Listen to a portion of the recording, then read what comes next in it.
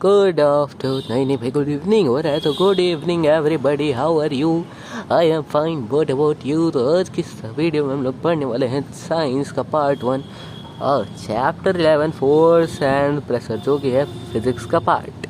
बहुत ही important chapter होने वाला है। शाहरुख खान नहीं बनते, नॉर्मल वॉइस पे आ जाते हैं।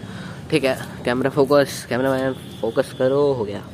ठीक है, तो आज की वीडियो में हम लोग पढ़ने वाले हैं क्या, फोर्सेस एंड प्रेशर, वो भी एक पार्ट। अभी एक पार्ट होगा, धीरे धीरे करके लूँगा। और आप लोग का एक सवाल मन में कूद के आया होगा और बोला होगा झिम टपाक डम डम, सॉरी हाँ, ये आया होगा दिमाग में कि चैप्टर 11 से डायरेक्ट स्टार्ट कर दिया। ये 11 में से एक 1 हटा के वो वहाँ से क्यों नहीं स्टार्ट किया, चैप्टर 1 से स्टार्ट क्यों नहीं किया? तो भाई प्रॉब्लम तो नहीं है कोई, लेकिन हाँ चैप्टर 11 थोड़ा सा इंपॉर्टेंट चैप्टर था, इसलिए हमने चैप्टर 11 से स्टार्ट कर लिया। ठीक है, धीरे हम लोग वो भी चैप्टर भी रिवीजन के लिए लाएंगे, तब आपको भी एक्सप्लेनेशन कर देंगे। तो ठीक है, देखिए ये पैराग्राफ तो टोटली बिल्कुल मतलब वो है, मैं इसको एक प्रैक्टिकल के साथ समझा देता हूँ। बॉल तो है नहीं, हाँ बॉटल है। तो इस पैराग्राफ में बस यही है, हमने पिछले क्लास में वो लिखा था कैसे मूव करता है वन प्लेस से another place with the help of motion. Motion बहुत टाइप की होती हैं, आपको पता ही होगा, सर्कुलर मोशन, रेक्टेंगुलर, मतलब ये सब मोशन होते हैं, स्ट्रेट मोशन ये सब होती हैं। तो जब ऐसे हम लोग को रोल करते हैं, ये एक टाइम पे रुका होगा, कभी कभी ये डायरेक्शन भी चेंज कर लेता है। ये सब किस लिए होता है, हमने उसको पुश किया है, ठीक है, तब हुआ। ये फोर्स की वजह से ही सब कुछ होता है। अब मेन हेडिंग से फर्स्ट हेडिंग होती है 11.1 फोर्सेस, फोर्स अ पुश और अ पुल, एक्शंस लाइक पिकिंग। ये बोतल है, इसको मतलब पेन ही है, तो पेन को हमने पिक किया। ओपनिंग, ये ओपन किया, ठीक है। एंड पुटिंग है, क्या पुटिंग है क्या, ये पुटिंग ग्रुटिंग क्या है ये, मुटिंग पुटिंग चुटिंग, पुटिंग है जैसे हमने ऐसे पुट किया, ठीक है। एंड पुशिंग, ये पुश किया, ये पुश किया। पुलिंग, ये पुल किया। और क्या है, are often use to describe certain task. हाँ, ये सब हम लोग डेली लाइफ में करते रहते हैं, टास्क करने के लिए डिफरेंट डिफरेंट टाइप के काम अपने। Each of these actions usually results in some kind of change. हाँ, ज़रूरी चेंज मिलेगा हम लोग को, जैसे एक चेंज की तो प्लेस चेंज हो गई कि नहीं, ठीक है, हुआ change. State of motion of an object, ठीक है, मोशन भी चेंज हो जाता है। Can these terms be replaced with one or more terms?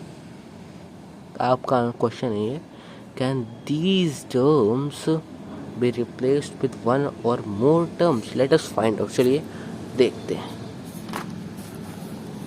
कुछ एक्टिविटी दी है कि मूविंग अ बुक, जैसे हमारा बुक है, यही बुक की कॉपी ले लिए, तो कॉपी को हम लोग पुश भी कर सकते हैं, पुल भी कर सकते हैं, लिफ्टिंग भी कर सकते हैं, बहुत कुछ कर सकते हैं। तो यही सब है, इसमें यही बताना है कौन कौन से फोर्स रख रखे हैं, क्या क्या कर सकते हैं। तो do you notice that each of the action can be grouped as a pull, push और बोथ? पुल भी लग रहा है, पुश भी लग रहा है, तो किसी में बोथ भी लग रहा है। कुछ कुछ एक्टिविटीज़ में हम लोग जो डेली लाइफ में करते रहते हैं। Can we infer from this that to move an object it has to be pushed और पुल? अगर हमको ये मूव करना है तो भाई ऐसे तो मूव हो नहीं जाएगा, कुछ तो कुछ चाहिए होगा, एक तो पुश चाहिए होगा, एक तो पुल चाहिए होगा अपनी तरफ करने के लिए। तो इन साइंस में हम लोग पुश को और पुल को, कोई भी ऑब्जेक्ट के पुश पुल को हम लोग क्या कहते हैं, फोर्स कहते हैं, ठीक है। Thus we can say that the motion imparted to objects was due to actions of a force. Object कैसे मूव करता है, मोशन कैसे डिफाइन होती है? देखिए ऐसा है तो सभी तो कुछ है ही नहीं, मोशन भी नहीं हो रहा है, कुछ नहीं हो रहा है, सभी चेंज भी नहीं प्लेस कर रहा है। अगर हम लोग फोर्स कुछ देंगे, पुश किया, और देखिए मोशन उसका चेंज होकर डायरेक्ट वो प्लेस चेंज कर लिया है, ठीक है। थस भी ठीक है, हो गया था। When does a force come into play? जब हमारा पुश पुल जो भी कुछ होता है, ये भी हम लोग अभी आगे पढ़ते हैं, ठीक है। ये है हमारा फोर्स, ये क्या है।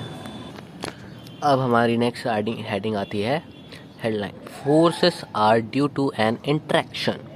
जी बिल्कुल, फोर्सेस इंट्रैक्शन ही होगा। देखिए कुछ इंट्रैक्शन नहीं है, कुछ नहीं, ना मेरा हाथ, ना मैंने पुश किया, ना मैंने पुल किया, ये एकदम आराम से रुका हुआ है, कोई फोर्स नहीं हो रहा है, ठीक है। अगर हल्का सा हमने किया, हल्का सा देखो, हल्का सा मोशन आया है इसमें, इसको मैंने पुश किया, वापस से रिवर्स अट्रैक्शन हो के और ज़्यादा आ गया, ठीक है, मोशन हो गया।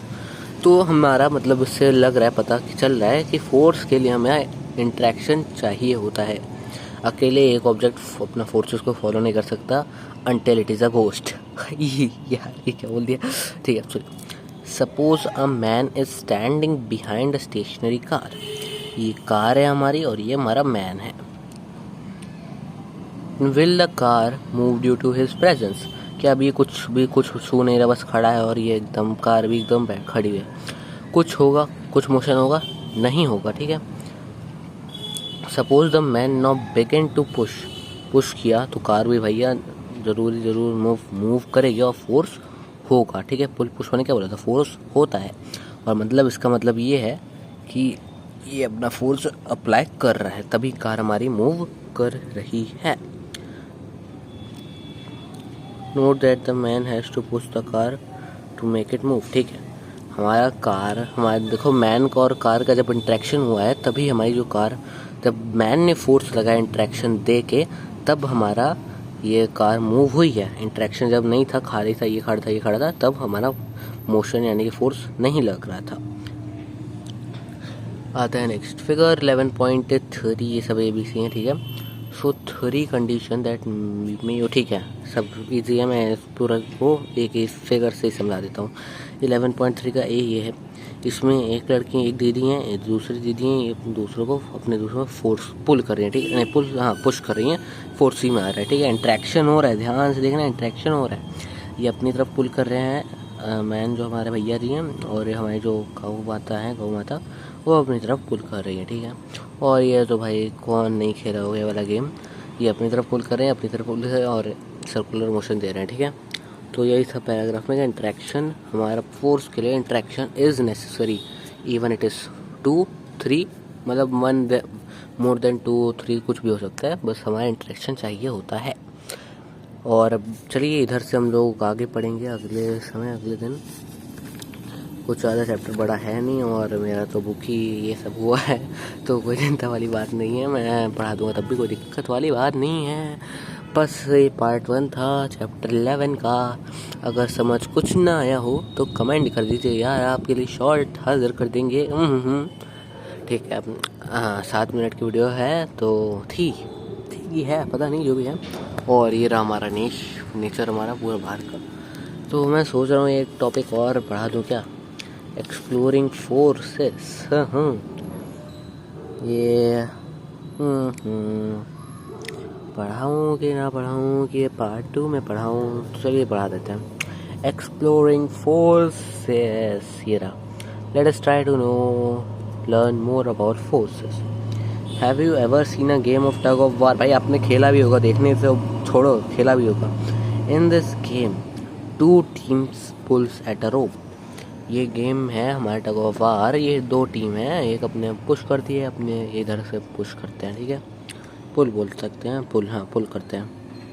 हाँ, both of teams try to pull the rope in their direction. Sometimes the rope simply does not move, क्योंकि भाई अगर ये भी फोर्स हमारा एक ही चल रहा है, ये भी फोर्स हमारा एक ही तरफ, मतलब एक ही न्यूट्रल में दे रहे हैं, अभी एक न्यूट्रल में दे रहे हैं, फोर्स दोनों सेम अप्लाई कर रहे हैं, तो भाई कुछ नहीं होगा ना, कुछ न्यूट्रल होगा, ना इधर ज़्यादा होगा। अगर फोर्स ये वाली टीम ज़्यादा ले ली तो इस तरफ ज़्यादा आएगा, और ये वाली टीम ज़्यादा फोर्स लेके अपनी तरफ कर ली रोप, तो ये वाली टीम जीत जाएगी, ठीक है। Sometimes the rope simply does not move it, ठीक है, हो गया था। The team that pulls harder, ये भी बता दिया मैंने। हाँ, यहाँ से what do these example suggest about the nature of force applied on an object in the same direction at to one other. ये फॉर्मूला में आपका कुछ है, मैं कॉपी में बताता हूँ कि अगर ये हमारा एक ऑब्जेक्ट है, इसको मैं इधर से फोर्स दे रहा हूँ और सेम डायरेक्शन में इधर भी फोर्स दे रहा हूँ, ये 2 का है, ये फोर्स भी 2 का है। देखिए मैं एक और यूनिट ऑफ फोर्स बताता हूँ। यूनिट ऑफ फोर्स होती है N, यानी कि न्यूटन होती है, ठीक है। राइटिंग थोड़ी बेकार है, न्यूटन में फोर्स नापी जाती है, तो अब मैं लिख सकता हूँ 2 की जगह 2N, यानी कि 2 न्यूटन, और 2 न्यूटन इधर से भी लग रहा है, एक ऑब्जेक्ट पे एक इधर से फोर्स लग रहा है, एक इधर से फोर्स लग रहा है, ठीक है। तो हमारी सेम डायरेक्शन में जा रहा है, तो 2 + 2 = 4n, यानी कि 4 न्यूटन की नेट फोर्स लग रही है, टोटल फोर्स लग रही है। ठीक है, अगर मैं इस पैराग्राफ को पूरा एक्सप्लेन कर देता हूँ। अगर मैं इधर से 4 न्यूटन का फोर्स दे रहा हूँ, इधर से मैं अपोजिट डायरेक्शन में, फोर्स ऑफ फ्रिक्शन है अपोजिट डायरेक्शन में 6n 2n कर देता हूँ, 2n का फोर्स दे रहा हूँ, तो क्या होगा हमारा 4n - 2n हो जाएगा और हमारा 2n बचेगा, यानी 2 न्यूटन फोर्स इस ऑब्जेक्ट पे टोटल लग रही है, यानी कि नेट फोर्स। ठीक है, नेट फोर्स और फोर्स का यूनिट क्या होती है मैंने जो बताई थी आपको, न्यूटन यानी कि n। तो बस इस पैराग्राफ में भी बस यही था। और मैस भी डिपेंड करता है, यानी कि मैग्नीट्यूड, ये ऑब्जेक्ट कितना, इसका वेट कितना होगा, इसका मैस कितना होगा, ये भी डिपेंड करता है। तभी तो भाई खींचने में फोर्स ज़्यादा लगेगी, और अगर मैस मैग्नीट्यूड कम हुआ तो हमारा फोर्स कम लगेगा और ज़्यादा खिंच भी जाएगा। जैसे कि ये है बोतल, इसका ये पानी भरा हुआ है तो हमें ज़्यादा फोर्स देने पे लग रही है। अगर ये पानी खाली होता, आधा होता, तो ये आराम से खिंच जाता। ठीक है, तो बस यही था, इसमें कुछ और नहीं है। मैं इसमें पॉइंट क्या बनता है कि magnitude also depends for the force. ठीक है, यही था एग्जाम्पल 8 का पार्ट 1 हम लोग इधर ही ख़त्म करते हैं। मिलते हैं दूसरे वीडियो में। Bye bye, Tata.